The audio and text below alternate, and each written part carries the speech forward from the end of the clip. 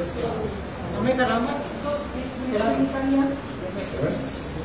Madam ये तो 38 है, आप 38 के कहाँ है? उठाइए आप।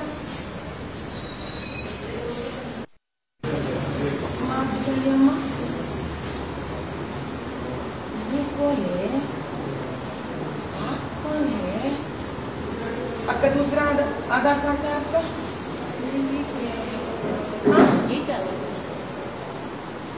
पहले बनाई से कितने साल पहले बना थे ये?